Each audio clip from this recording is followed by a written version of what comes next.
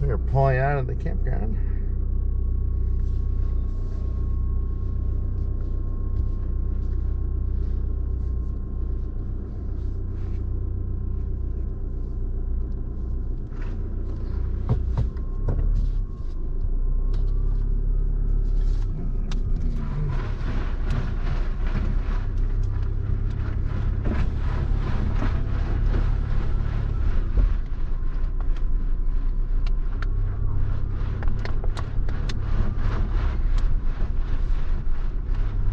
Morning.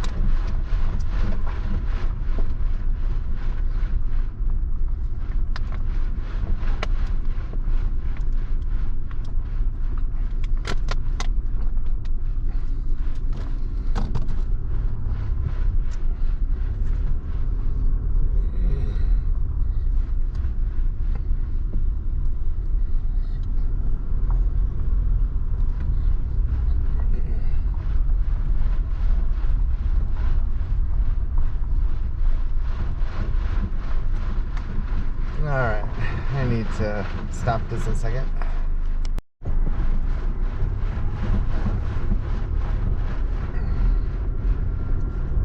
Alright, we are mapped to Ennis, Montana. Yeah, this is a really nice KOA. Turn right to Targhee Pass Highway. Like it a lot.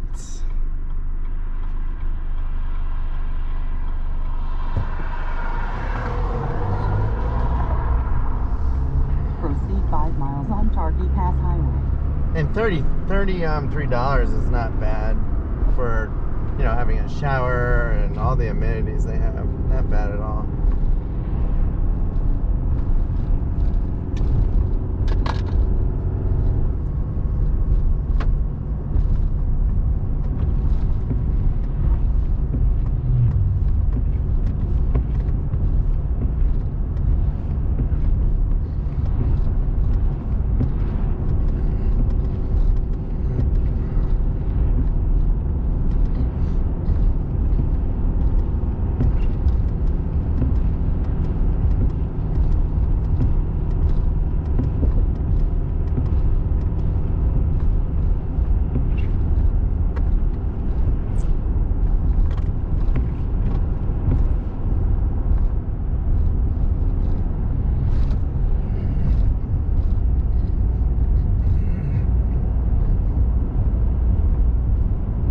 So it's up to 50 degrees.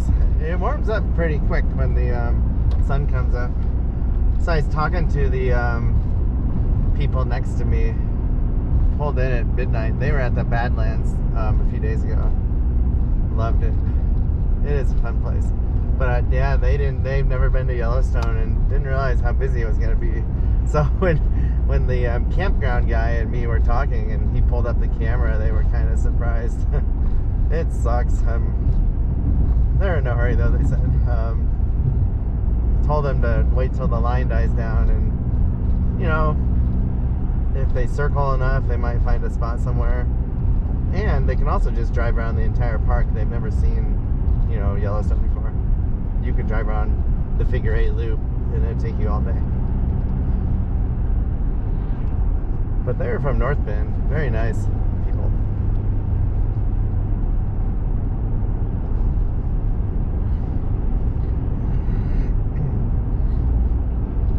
Yeah, so that's my plan. Last year the KOA opened May 10th. Basically opens when the road opens, I think, in Yellowstone. And I'm going to try and get there May 10th.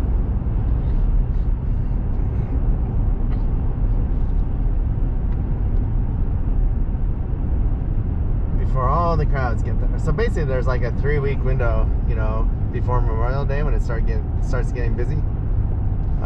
I hope there is, at least. I'm assuming there is.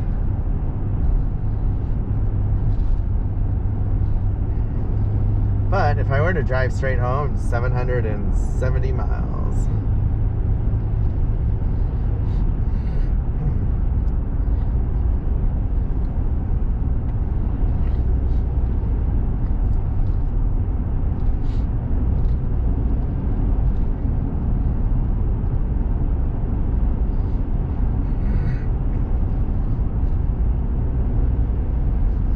Oh, so it looks like a donut breakfast today.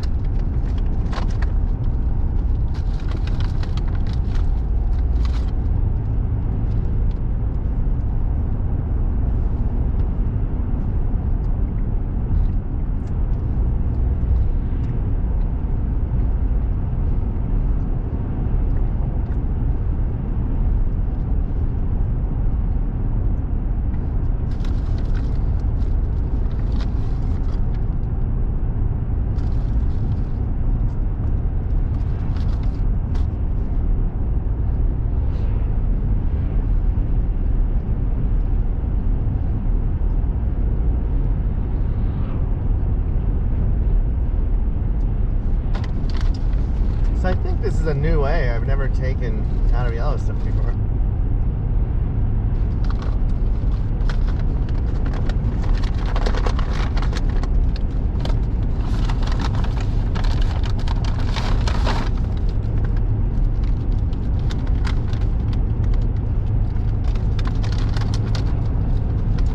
Another reason I don't really want to fight the crowds is the smoke and the haze.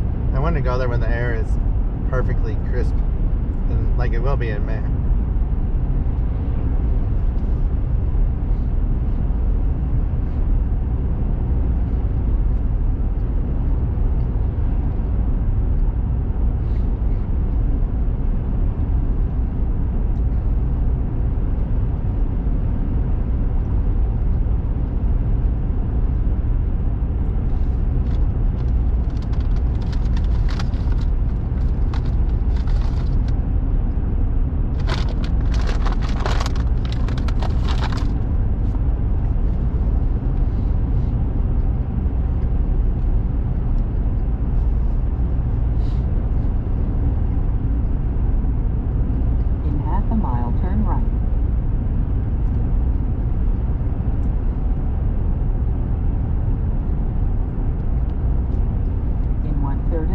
Turn right to Idaho 87.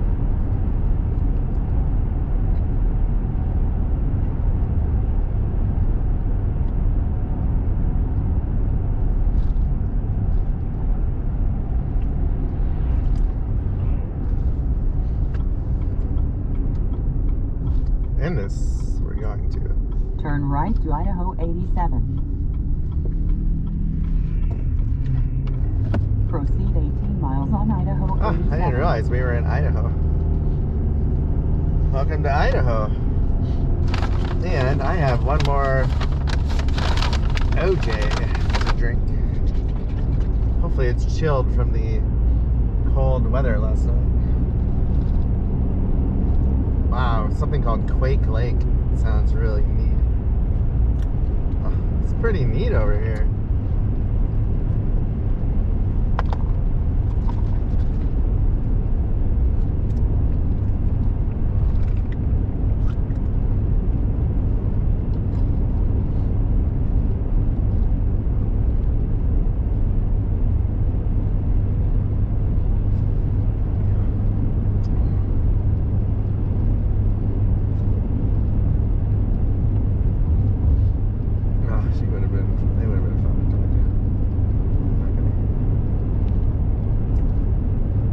Stay somewhere though if I can't go to Yellowstone. It would have been more funner neighbors than the people in Utah.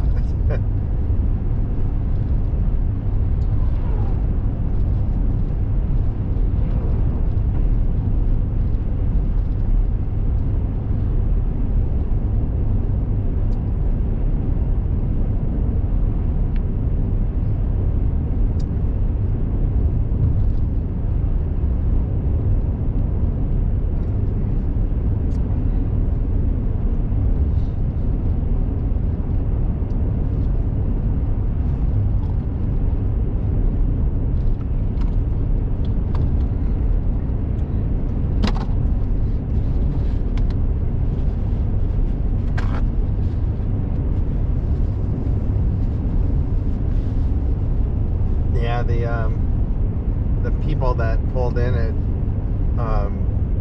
midnight, I didn't even hear them.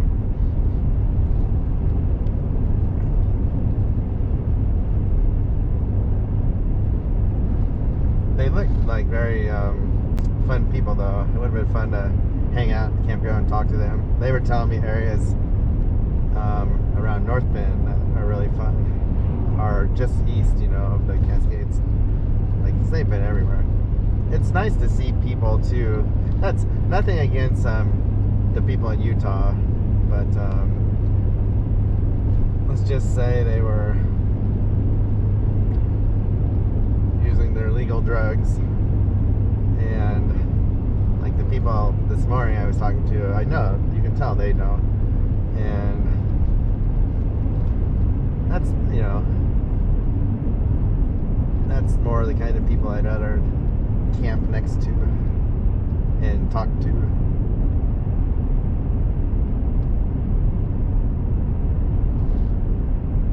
Nothing against, people that choose stuff other than alcohol.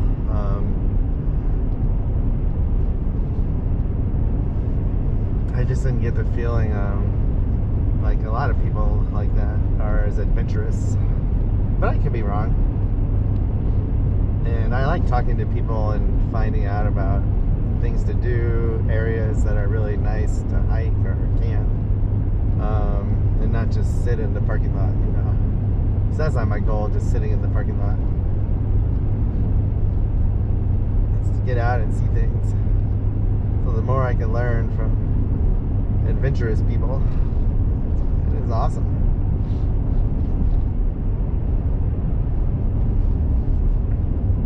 Guess I didn't realize, maybe I'm stereotyping it wrong, but I guess maybe the van life people are just out to get away from everything, not necessarily to get into nature and hike and kayak and bike.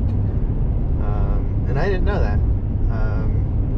They just want to go find an empty place and sit around and listen to music and do their thing. And that's fine. I know there's some YouTubers that just kind of sit around. They don't really do much adventuring or hiking. I don't watch them as much anymore either. I'm just not interested in that anymore. I need more activity.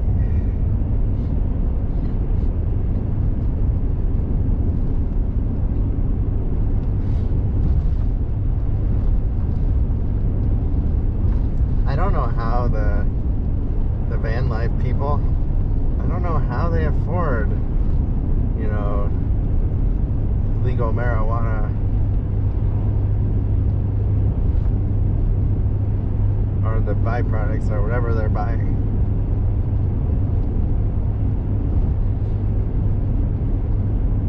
I'd rather spend my money on diesel or doing things like, I get some beer once in a while, but I might spend $10 a week on beer. Like, I have one beer a day, if that. Sometimes I don't even have one beer when I'm traveling like this.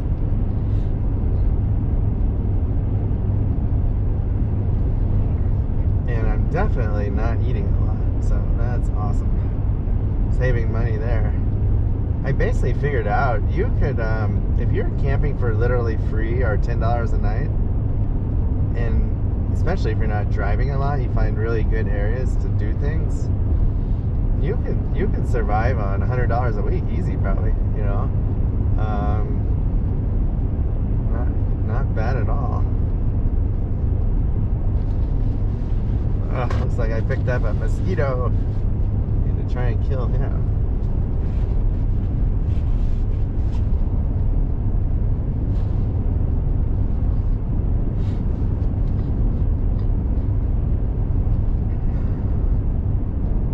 Unfortunately, it is a lot of the full-time RV van life people who are kind of ruining some of these areas, from what I've heard talking to the locals and the camp host. They're basically just overextending their stay, you know, in these free areas next to the towns. And there was problem with, you know, people using the woods as the bathroom and getting messy and dirty and probably garbage and just not, you know, not leaving no trace. And I'm all for people full-timing or being van life people. You know, just be careful, like, so that we don't want them to close everything, and so you have to stay in a campground.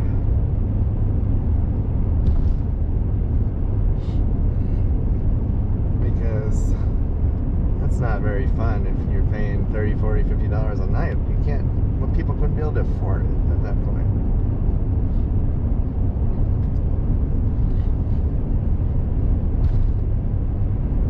I just hope when COVID is winding down and people start traveling overseas more, I really hope I see fewer people on the road here. You know, that'd be awesome. That's enough ranting and raving about the problems of full-time van lifing or RVing.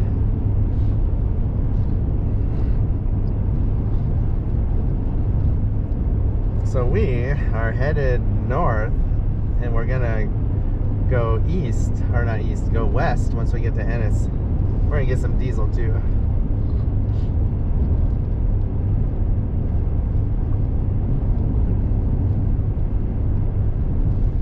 Wow, it's up to 63 outside.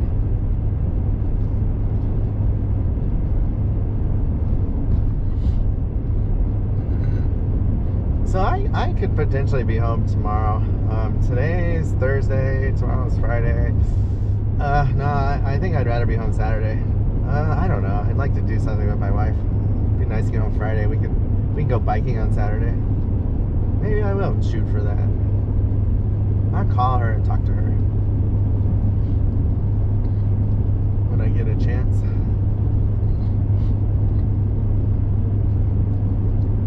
Wow, this is a beautiful area. The giant lake behind me, south of me. We are leaving the Targhee National Forest. Oh, and we are back to Montana. So welcome to Montana. Oh, there's a really cool little house off of the highway someone had back there too. Ennis is in 50 miles. So this must be the highway to Helena. It says 160 miles.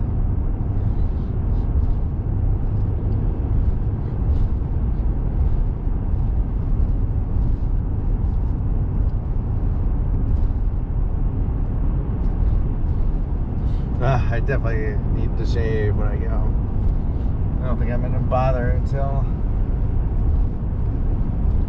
I get home.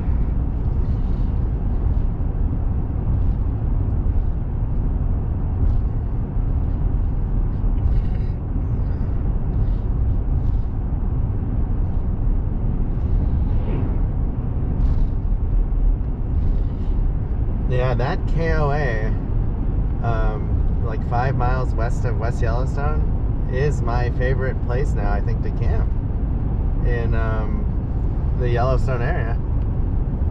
It's really convenient and it's reasonable. I mean, you'd stay in town in one of those resorts. There's only one, I think, that allows tents. You'll probably pay 50, 60 bucks, you know, double. And then you're fighting with everyone using the same cell tower. Whereas the campground on the west side, you switch over to a different cell phone tower. And it was screaming fast.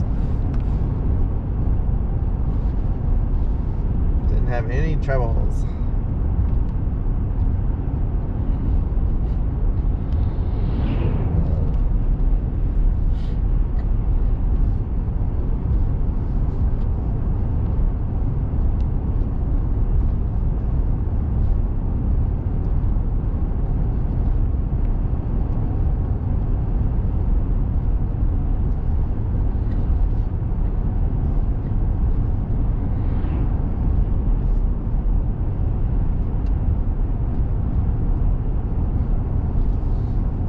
And the KOA, it had a decent little shop, gift shop and food selection. And if they don't have what you want, there's a second KOA 1.5 miles to the east, toward West Yellowstone. You can just go there and check out their store. You shouldn't have a reason to have to go to town for anything unless you want something special.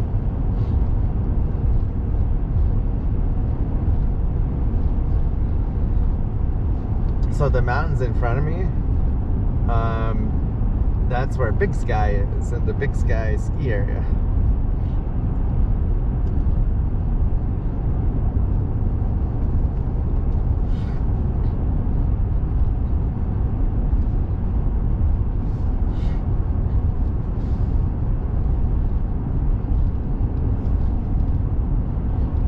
I think one of the things I've learned is pretty much all the popular national parks now, you have to go in the off season, like literally right when they open,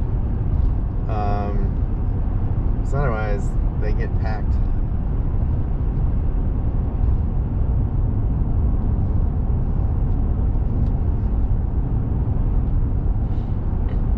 Wow, this is really pretty over here.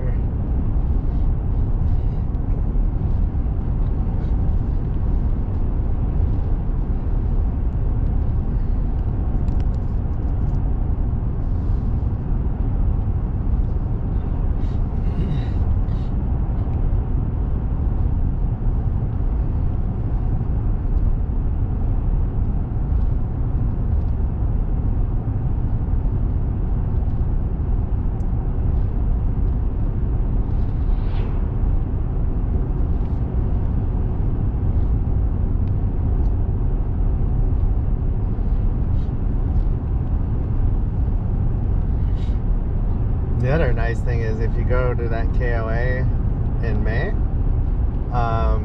there won't be any bugs because it's probably, getting pretty cold still at night. The other thing is you can have campfires. There will be no burn ban. Like they just ended the burn ban literally like days ago, but it probably was most of the summer, I would imagine.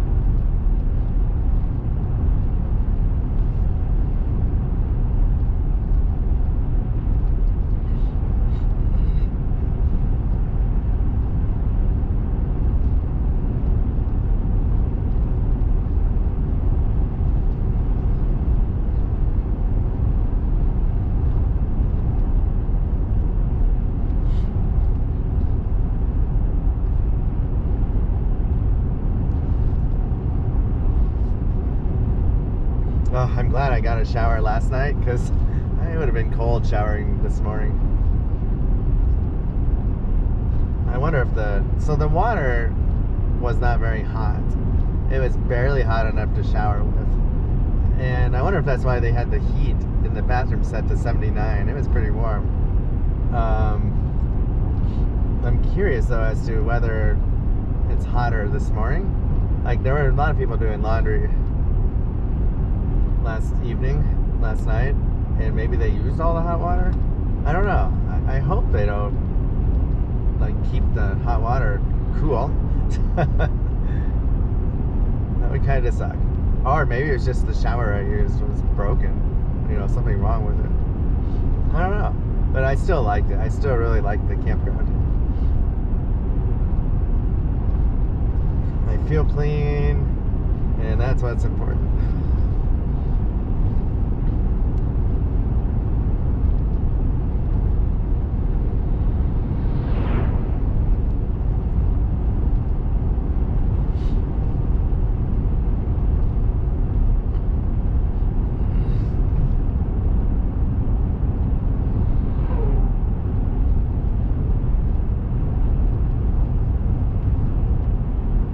There's all kinds of trailheads on this side of the mountains. That's the Sheep Creek trailhead to the right.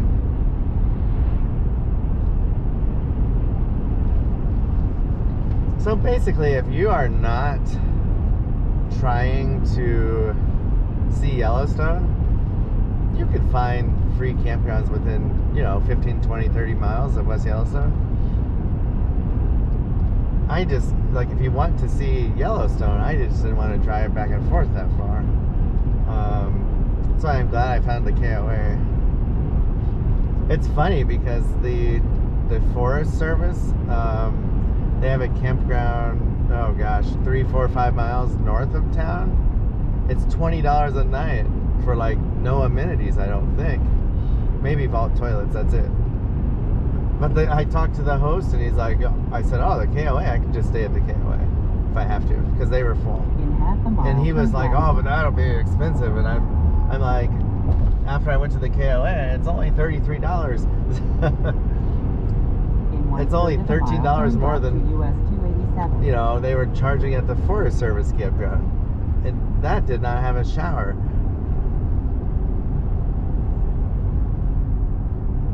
Or a store. So I don't know. Maybe he didn't know that how cheap it really was. Earthquake Lake is to the right. Oh my gosh.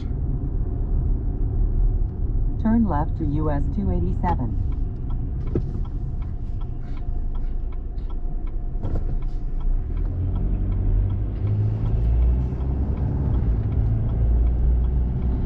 Proceed 40 miles on US 287.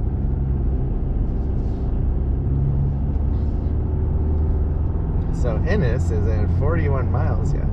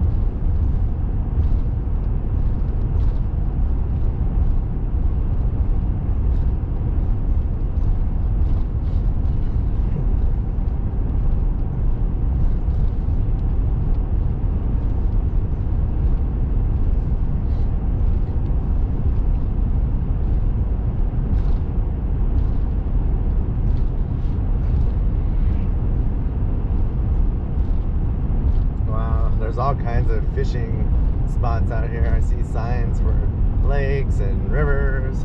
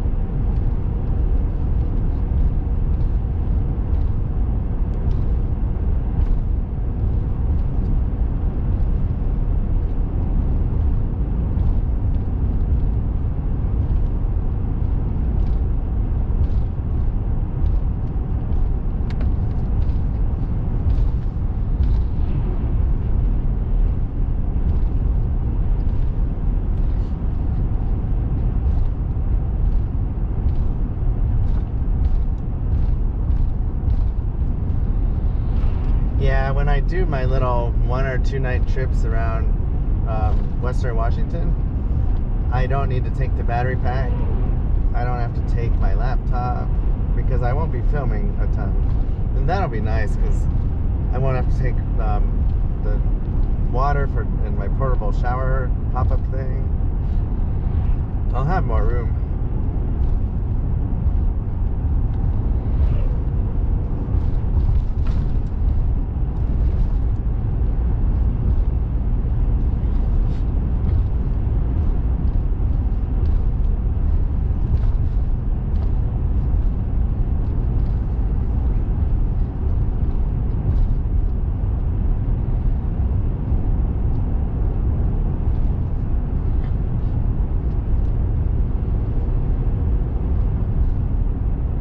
feeling better after the last few days. I feel more secure, like, especially since the tire noise went away after changing the tire. I think it was just sand and gravel and something got into something from the side of the road.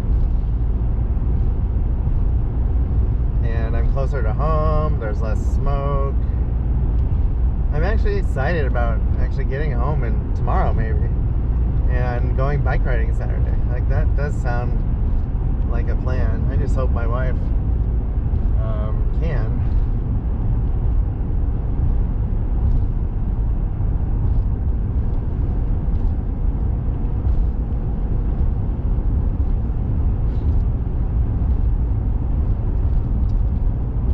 Yeah, I didn't necessarily get to do as much exploring as I wanted to. I did a lot of driving, but I did learn a lot about this whole setup, so pretty happy about that.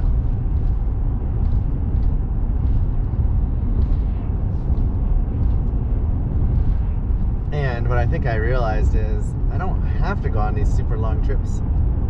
I'm gonna start doing all this stuff in Washington. You know, there's tons of places I can camp with this tent in Washington. Even the state parks I'll take it to so I can make a video.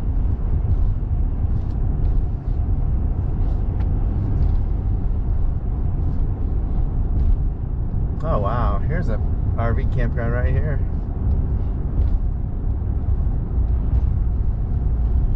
Don't see the campground though. It said RV sites. Unless they're down by the river.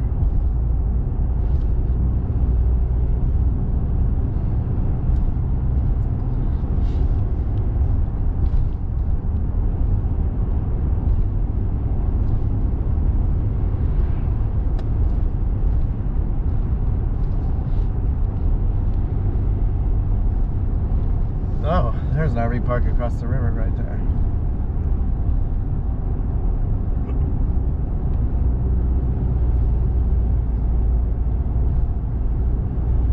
Wow, it might be full. It looks pretty busy. It's called West Fork.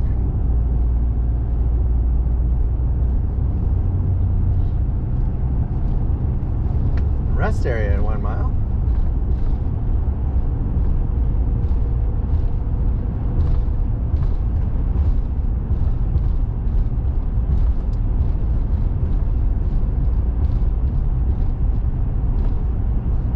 Yeah, it's funny. Everyone I talk to, I mention how busy it is and just the problems you have and how it's not fun anymore, and they all agree. Everyone agrees.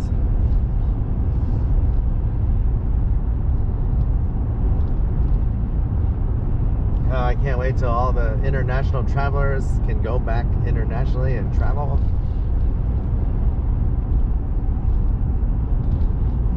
It will. I think it'll be better next year. I really do. Oh wow, this is a really nice rest area. Super nice rest area. And there's a lot of potential boondocking spots along this road, it looks like. Just gotta get away from West Yellowstone if you want to camp for free. I mean, there is no free camping in West Yellowstone area, none. You gotta pay $20 or $30.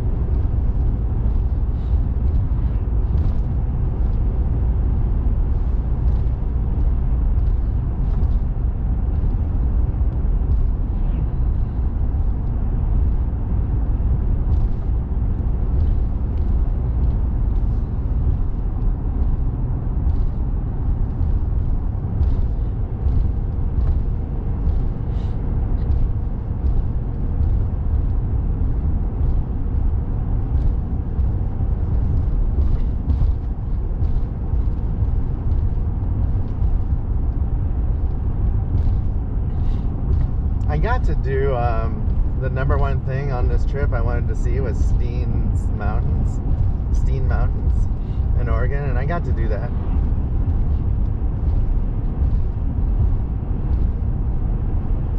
That's still my favorite camping spot of the entire trip too.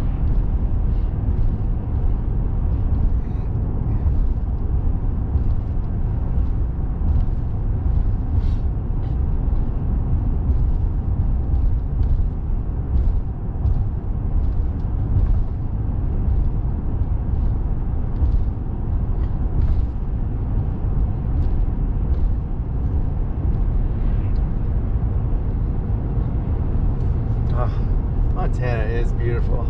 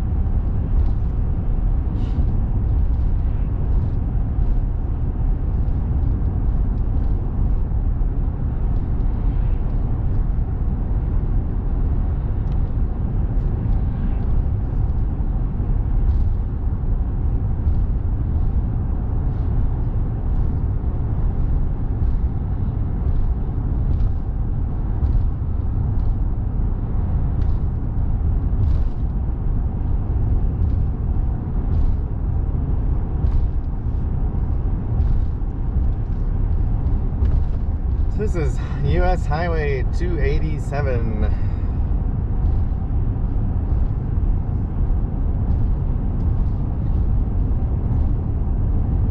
I'll have to pick up some lunch at Ennis.